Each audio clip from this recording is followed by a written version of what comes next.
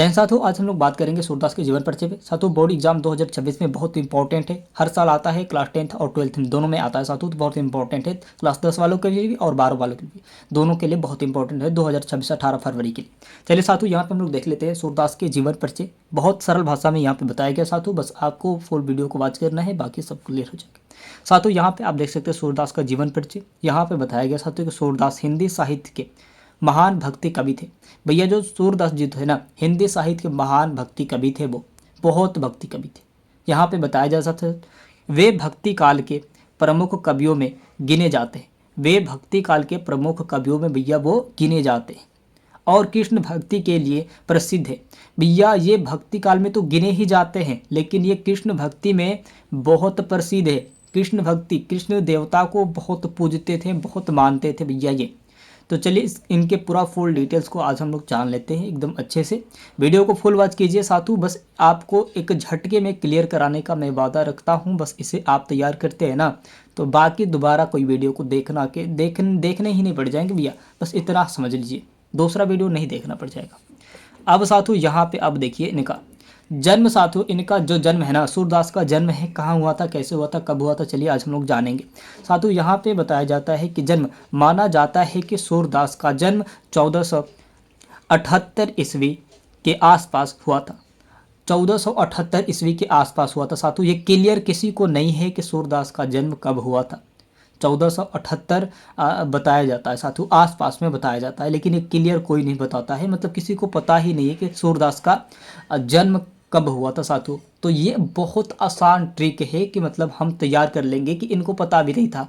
आपको पता नहीं रहेगा जब सूरदास के जीवन परिचय जाएंगे लिखने, आपको नहीं पता रहेगा कि सूरदास का जीवन परिचय का साथियों उनका जन्म कब हुआ था, तो पता चल जाएगा कि वाह। आप ऐसे भी लिख सकते हैं, ये 1478 नहीं लिखेंगे भैया तभी भी आप मतलब सही हो जाएगा, क्योंकि साथियों लिख देंगे कि इसका अंत मतलब इसका कोई पता नहीं है साथियों, ये भी आप लिख देंगे तो आपको पता ही पहले से नहीं है, क्योंकि हमें तो याद ही नहीं है। तो साथियों ये बहुत बढ़िया ट्रिक है कि याद हो जाएगा, याद भी नहीं है साथियों और पता भी नहीं है।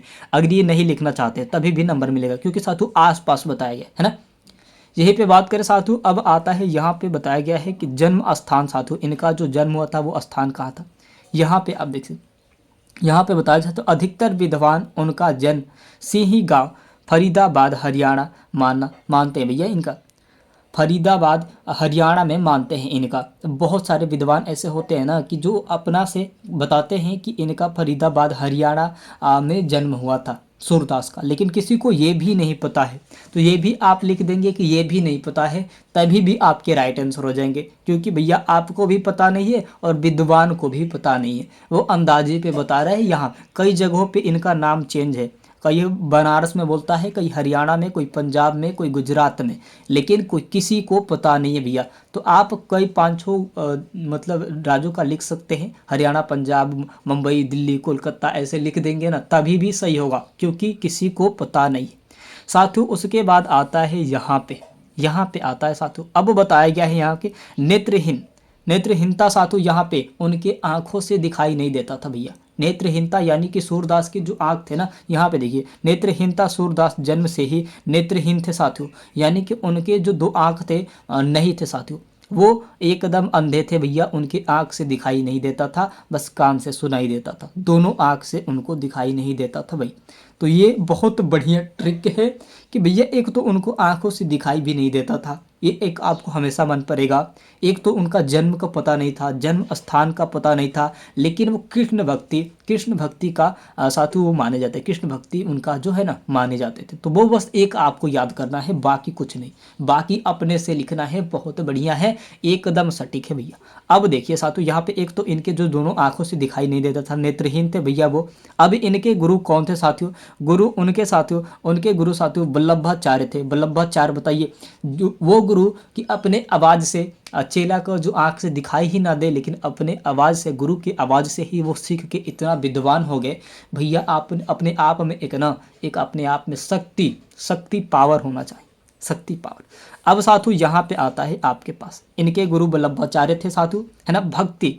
वे साथियों भगवान श्री कृष्ण के परम भक्त थे साथियों, और उन्होंने साथियों बाल कृष्ण की लीलाओं का साथियों सुंदर वर्णन किया।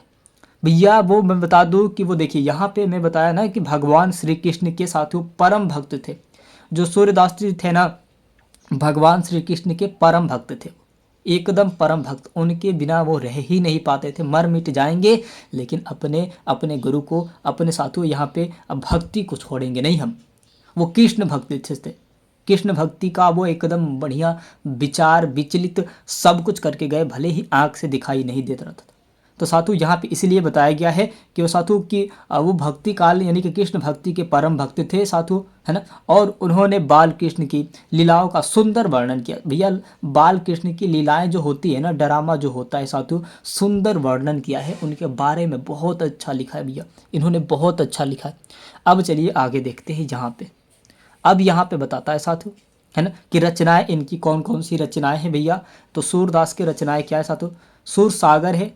सूर सागर जो सबसे सबसे प्रसिद्ध है भैया, सूर सागर जो है ना सबसे प्रसिद्ध है, ये हर जगह प्रसिद्ध है सूर सागर। अब साथियों यहाँ पे सूर सरावली आता है, साहित्य लहरी आता है साथियों, ये तीन हो जाएंगे, बहुत इंपॉर्टेंट हो जाएंगे साथियों। इनसे भी बढ़िया कोई है क्या रचनाएं में साथियों। यहाँ पे अपने ही नाम पे, सूरदास के ही नाम पे साथियों ये तीनों के तीनों अपने निकाले हैं।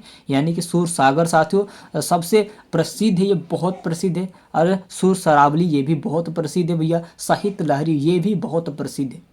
तो बहुत ये प्रसिद्ध होने की वजह से साधु बहुत फेमस है, बहुत फेमस है। बस आपको याद करना है, मेरे साथ चलना है और कुछ नहीं, आपको याद हो जाएगा, बस सुन के ही आपको याद हो जाएगा, दोबारा नहीं देखना पड़ेगा कोई वीडियो को, पूरा फुल वॉच करिए।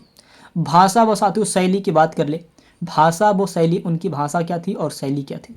तो भाषा भैया ब्रज भाषा था उनका, ब्रज भाषा, वृंदावन वाला भाषा, यानी कि कृष्ण भक्ति थे भैया, तो ब्रज भाषा था उनका, है ना। वृंदावन वाला आप तो सॉन्ग सुने होंगे ना, सॉन्ग आपको पता होगा भैया। तो ये है आपके लिए ब्रज भाषा इंपॉर्टेंट हो जाएगा साथियों। अब चलिए यहाँ पे आते हैं और भी कुछ देख लेते हैं। शैली की बात करें भैया तो यहाँ पे हम लोग देखेंगे, यहाँ पे शैली की बात करें तो सरल भावपूर्ण साथियों और भक्तिमय साथियों यहाँ पे आपके है शैली, है ना। तो यहाँ पे साथियों आपके हो जाएंगे सरल भक्तिपूर्ण साथियों यहाँ पे हो जाएंगे, भावपूर्ण एकदम बढ़िया तरीके से, और भक्तिमय साथियों आपके हो जाएंगे। तो ये अब हो जाएगा इनका। अब साथियों निधन की बात कर ली जाए, निधन की बात कर ली जाए कि सूरदास का साथियों मृत्यु कब हुआ था। तो सूरदास का मृत्यु की बात किया जाए साथियों, है ना, निधन की बात किया जाए तो माना जाता है कि साथियों सूरदास का निधन साथियों 1583 ईस्वी को हुआ था, 1583 ईस्वी को हुआ था। लेकिन साथियों माना जाता है, अगर आप ये भी लिख देंगे कि हमें नहीं पता है इनकी मृत्यु, तो भी आपको नंबर मिलेगा। बस आपको कुछ भी नहीं करना है, ना जीवन ही याद करना है, ना मृत्यु याद करना है, ना उनके जन्म स्थान याद करना है। बस लिखते जाए कि विद्वान ने ऐसे ऐसे ऐसे ऐसे कर दिए हैं, बता दिए हैं। आप दो चार गांव ये गलत भी लिख देंगे तभी भी आपको नंबर मिलेगा, जन्म स्थान भी गलत लिख देंगे तभी भी नंबर मिलेगा, जन्म साथियों जब हुआ था तब लिख देंगे तभी भी आप उनको नंबर आपको मिलेगा ही मिलेगा, क्योंकि इनका कोई पता नहीं था प्यारे साथियों। तो बढ़िया ट्रिक है आपको तैयार करने के लिए प्यारे साथियों। आशा उम्मीद करते हैं कि आप सब बहुत अच्छे होंगे। चैनल पे नए तो प्लीज़ चैनल को सब्सक्राइब करके बेल आइकन को दबा दें ताकि मैं नोटिफिकेशन सबसे पहले आपके पास जाती रहे। साथियों चलते हैं, अगले वीडियो मिलते हैं, धन्यवाद।